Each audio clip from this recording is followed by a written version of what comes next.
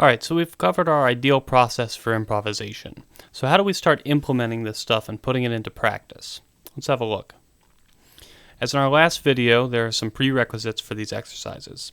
I'm going to list what those prereqs are, but I'm not going to explain any of them in depth. There's plenty of information and videos out there about each one, so if you don't pass this checklist, go do some homework and come back. It's a bit of tough love, but that's what it takes. In the last video, the prereqs were in individual parts of rice. Each of these, however, requires proficiency in multiple areas of rice. For example, one aspect of the checklist is play arpeggios over the chord progression you hear. That's all of rice.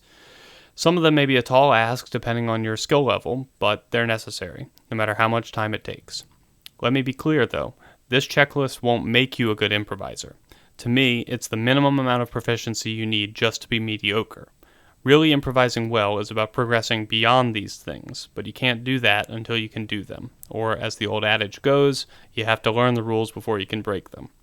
And before you say, but person X, my favorite player, doesn't know any theory, know that people like that are the exception, not the norm. And I would also argue that they do know this stuff on a deep level that makes sense to them, but it's probably just not the standard way we talk about it.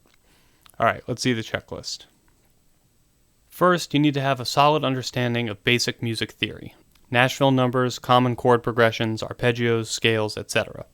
When you hear a section that you're going to play over, you should know what that progression is without playing a note on your instrument. I'm not saying you need to know what key it is, that sort of falls under the perfect pitch umbrella, but that's the point of Nashville numbers. As I mentioned in the last video, it doesn't matter what the key is, the progression is the important part. Recognizing that it's a 1-4-5 matters so much more than knowing if it's C, F, G, or D flat, G flat, A flat. Let's take this tune as an example.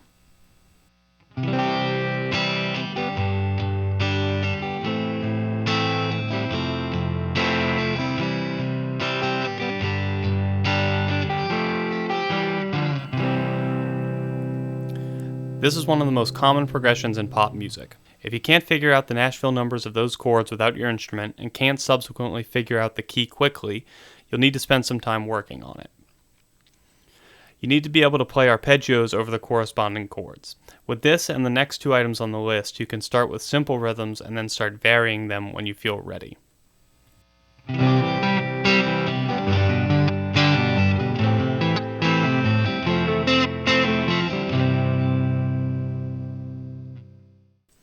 You need to be able to play arpeggios in their inversions closest to the preceding chord.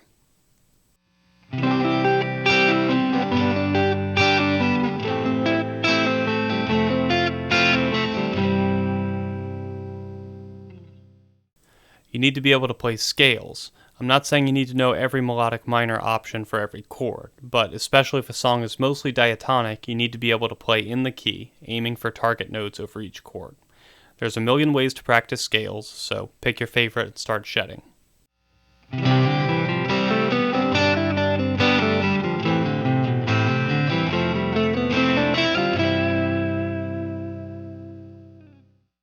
Again, all of the above is non-negotiable.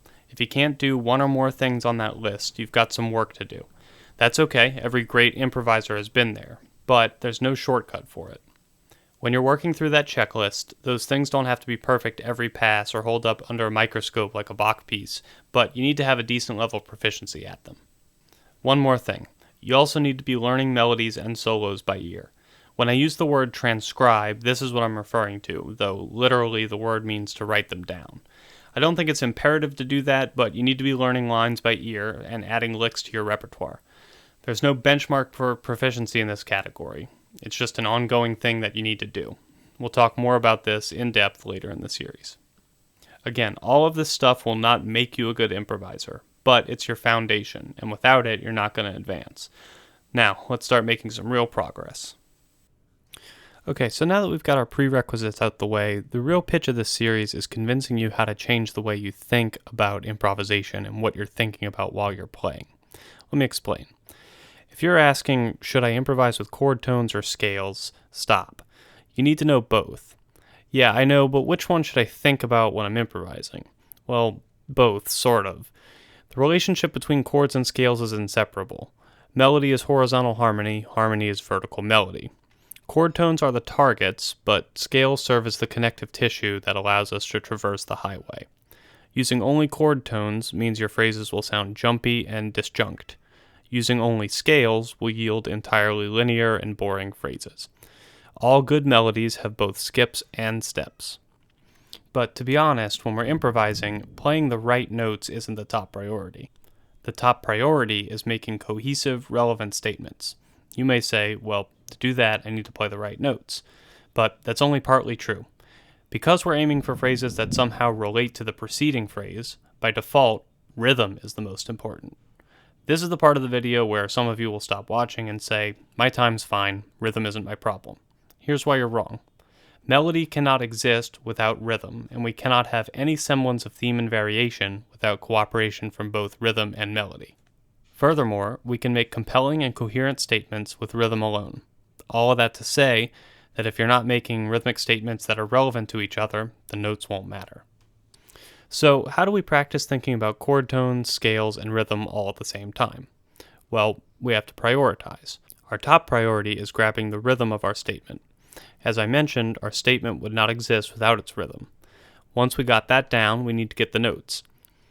After we get the notes, we have to identify them, and I don't just mean by their names. What we need to do is figure out how the notes relate to the chords, key, and to each other. So if I take this opening phrase from Let It Be,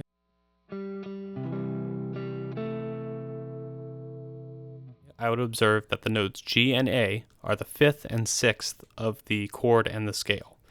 The relationship between the notes is a diatonic step. I call it a step because the fact that it's a whole or half step isn't really important. It's just to make sure that we're not trying to play a larger interval like a 6th, because generally that's not going to sound related.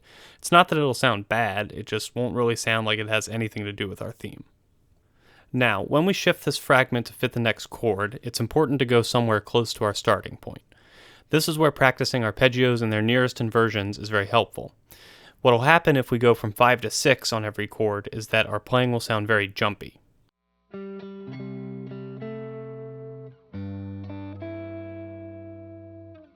That's generally not how good melodies are constructed. I'm not saying you should never do this, because as I discussed previously, if you only ever stay close to home, that'll be kind of boring too. So the main exercise we use to cultivate this skill and awareness is actually just doing it. We take the fragment through each chord, altering it as we see fit. Here's an example of what one option might sound like. I've simplified the rhythm a bit, and I'm just using the motif of chord tone to neighbor tone and back.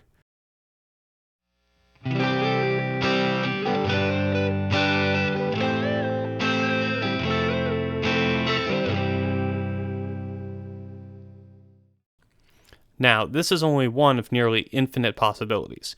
You can start with that example, but see how many different ways you can come up with. This is the path to proficiency. So, theme and variation. We play a melodic fragment over a chord. Then, when we move to the next chord, we maintain enough of the rhythm and structure of the fragment for it to be recognizable as the statement, but we change enough of it so that we're accurately matching the underlying harmony. Easy peasy, right? So, all we do is play and repeat? Well, no. It's kind of like telling a formulaic joke. At first, with each repeat, the joke might become funnier and more effective. However, eventually we cross a threshold where it not only stops becoming funnier, but sometimes stops being funny at all. It actually feels like cheapening the effect, like the original joke wasn't even funny in the first place. It's the same in music. There's only so many times we can repeat something before our ears say, okay, we get it. So I'll say now that this system isn't mathematical in the sense that you can plug and play forever. You can't repeat forever. If you repeat too much, you'll be boring. Not enough, and you'll sound incoherent or rambling. I don't have an equation for how many repeats or how many skips or steps or anything similar. I haven't distilled music down to that much of a science. If I did, I'd probably be rich. Still, when practicing this stuff, it's important to run a phrase into the ground. What I mean by that is to continue to follow a motif for as long as you can. As a reminder, we always want to cut off a phrase when we want to, not because we don't know how to continue it anymore. The more we practice this process, the more we become attuned to where the sweet spot lies. We must remember that we are listeners. With our composition and improvisation, we must create what we want to listen to. If a phrase you're repeating starts to sound stale to you, it probably does for others too. So, how do we stay hip and avoid going stale? Well, we need to do all the same stuff with a second phrase, and then a third and fourth, and so on. Perhaps in the future I'll make a video breaking down the process even further, but in the interest of time, what I'm going to do is take the solo from the first video, and I'm going to annotate what's happening.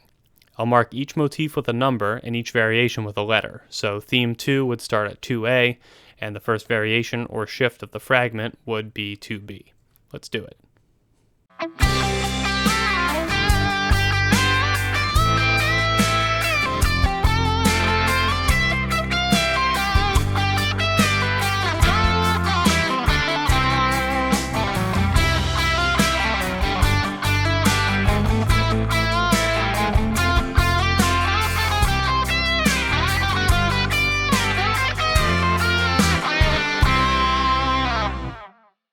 Alright, some final thoughts.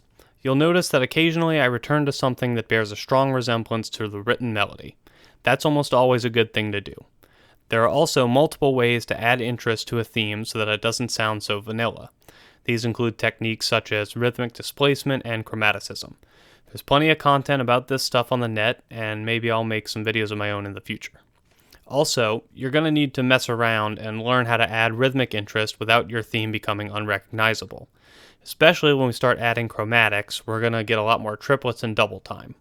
Again, if you stick to your theme too strictly, it'll be boring and predictable, but if you alter it too much, it'll lose direction and relevance. Finally, at the risk of sounding like a broken record, I just need to say once more that there's no system for this. I don't know when you should switch themes. Practice, use your ears, listen critically, it'll all come together. Well, that just about wraps up some of the more practical stuff. But if you really want to be a great improviser, you can't stop there. In the next video, we're going to talk about developing style and becoming fluent in improvising. See you there.